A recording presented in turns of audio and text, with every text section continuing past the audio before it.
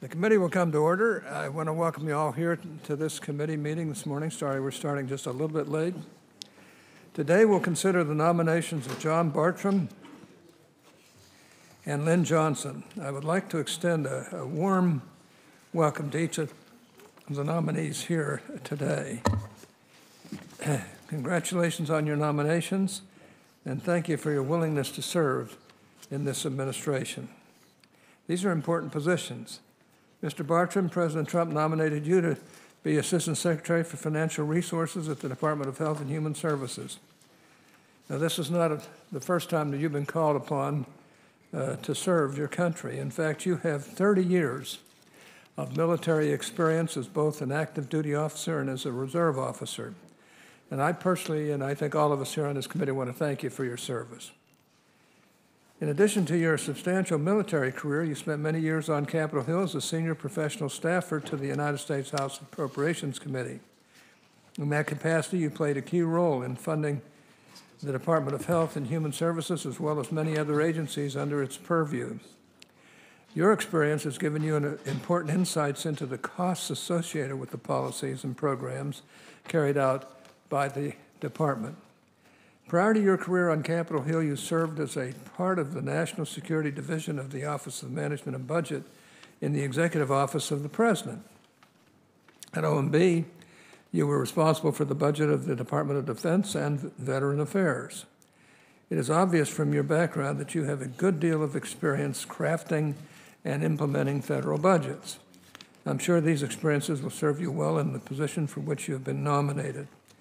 If confirmed, you will oversee HHS's budget and provide guidance to the Secretary on all aspects of financial management. So, as I'm sure you are well aware, Medicare and Medicaid are expanding too quickly. According to the Centers for Medicare and Medicaid, national spending on mandatory health programs is projected to grow at an average of 5.5% per year between 2017 and 2026. And will reach $5.7 trillion by 2026. This trajectory is unsustainable. Now, I have a long history of supporting entitlement reform and believe that we need to continue to find ways to curb excessive government spending while increasing access to high-quality, affordable care. Now, I don't think I need to say this, but I will anyway. We have our work cut out for us, Mr. Bartram. On the other hand, Mrs. Johnson, President Trump nominated you to be Assistant Secretary for Family Support at the Department of Health and Human Services. Currently, you serve as Executive Director of Jefferson County Human Services, where you oversee a number of workforce and social services programs, including TANF.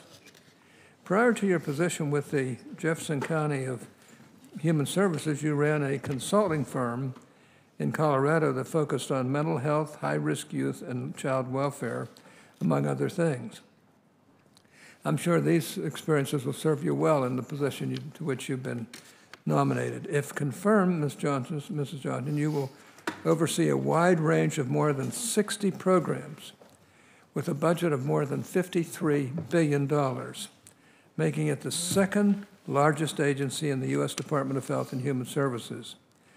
You will oversee major programs such as TANF, child welfare, child care, child support, and Head Start, partnering with states and communities to help families achieve prosperity and independence. You will also be charged with implementing laws passed by Congress to aid children and families across the country. Last month, after years of hard work on both sides of the aisle, Congress passed and the President signed into law the Family First Prevention Services Act. Now, this law has the potential to improve the lives of tens of thousands of children and their families across this country.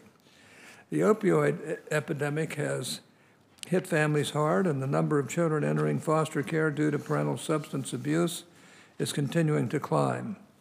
Fortunately, this new law will help address the epidemic by providing more help to families to address substance abuse issues.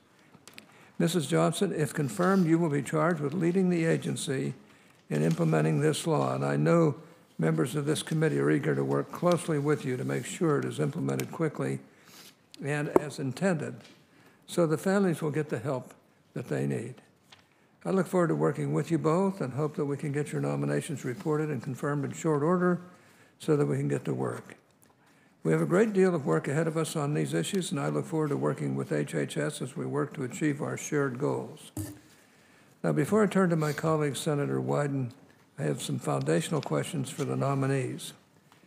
First, and you can both answer this, is there anything that you are aware of in your background that might prevent a conflict of interest with the duties of the office to which you have been nominated?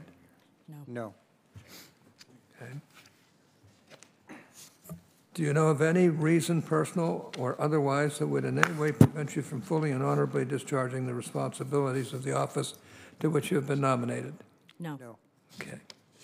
Do you agree without reservation to respond to any reasonable summons to appear and testify before any duly constituted committee of the Congress if you are confirmed? Yes. Yes. Finally, do you commit to provide a prompt response in writing to any questions addressed to you by any senator of this committee? Yes. Okay. I'm going to thank you. So I'm now going to turn the time over to our Democrat leader on the committee, Senator Wyden, with whom I enjoy working.